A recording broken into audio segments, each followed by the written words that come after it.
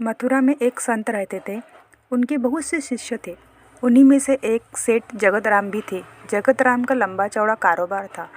वे कारोबार के सिलसिले में दूर दूर की यात्रा किया करते थे। एक बार वे कारोबार के सिलसिले में कन्नौज गए। कन्नौज अपने खुशबूदार इत्रों के लिए प्रसिद्ध है। उन्होंने इत्र की एक महंगी शीशी संत को भेंट करने के लिए खरीदी। सेठ जगत राम कुछ दिनों बाद काम खत्म होने पर वापस मथुरा लौटे। अगले दिन वे संत की कुटिया पर पहुँचे उनसे मिलने के लिए। संत कुटिया में नहीं थे। पूछा तो जवाब में मिला कि यमुना किनारे गए हैं स्नान ध्यान के लिए। जगत राम घाट की तरफ चल दिए। देखा कि संत घुटने भर पानी में खड़े यमुना नदी में कुछ देख रहे हैं और मुस्कुरा रहे हैं। तेज चाल से वे संत के नज़दीक पहुँचे। प्रणाम करके बोले, आपके लिए कन्नौज से इत्र की शीशी लाया हूँ। संत ने कहा, लाओ दो।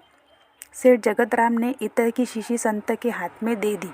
संत ने तुरंत वह शीशी खोली और सारा इत्र यमुना में डाल दिया और मुस्कुराने लगे। जगत राम यह दृश्य देखकर उदास हो गए और सोचा, एक बार भी इत्र इस्तेमाल नहीं किया, सूंघा भी नहीं और पूरा इत्र यमुना में डाल दिया। वे कुछ न बोले, उदास मन घर वापस लौट गए। कई दिनों बाद जब उनकी उदासी कम हुई, किसकी? जगत राम जी की, वे संत की कुटिया में उनके दर्शन के लिए गए। संत कुटिया में अकेले आंखें मूंद कर बैठे थे, भजन गुनगुना रहे थे। आहट हुई तो सेठ के द्वार पर देखा। प्रसन्न होकर उनके पास बुलाया और कहा, उस दिन तुम्हारा इत्र बड़ा काम कर गया। सेठ ने आश्चर्य से संत की तरफ देखा और पूछा, मैं कुछ समझा नहीं। संत ने कहा, उस दिन यमुना में राधा जी और श्री कृष्ण की होली हो रही थी। श्री राधा जी ने श्री कृष्ण के ऊपर रंग डालने के लिए जैसे ही बर्तन में पिचकारी डाली, उस समय मैंने तुम्हारा लाया इत्र बर्तन में डाल दिया। सारा इत्र पिचकारी में रंग के साथ श्री कृष्ण के शरीर पर चला गया और भगवान श्री कृष्ण इत्र से महकने लगे। तुम्हारे लाए इत्र ने श्री कृष्ण और श्री राधा रानी की होली में एक नया रंग भर दिया। तुम्हारी वजह से मुझे श्री कृष्ण और राधा रानी की कृपा प्राप्त हुई। सेठ जगत राम आंखें फाड़े संतों को देखते रहे।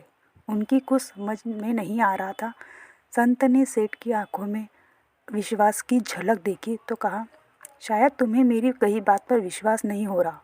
जाओ मथुरा में सभी श्री कृष्ण राधा के मंदिरों में दर्शन कराओ, फिर कुछ कहना। सेठ जगत राम मथुरा में स्थित सभी श्री कृष्ण राधा के मंदिरों में गए। उन्हें सभी मंदिरों में श्री कृष्ण राधा मूर्ति में से अपने इत्र की महक आती हुई प्रतीत हुई। सेठ जगत राम का इत्र श्री कृष्ण राधा रानी ने स्वीकार कर लिया था। वे संत की कुटिया में वापस लौटे और संत के चरणों में गिर पड़े। सेठ की आंखों से आंसुओं की धारा बहने लगी और उसी संत जी ने अधिकार मालूम हुआ। संत की आँख की प्रभु श्री कृष्ण की याद में गीली हो गई।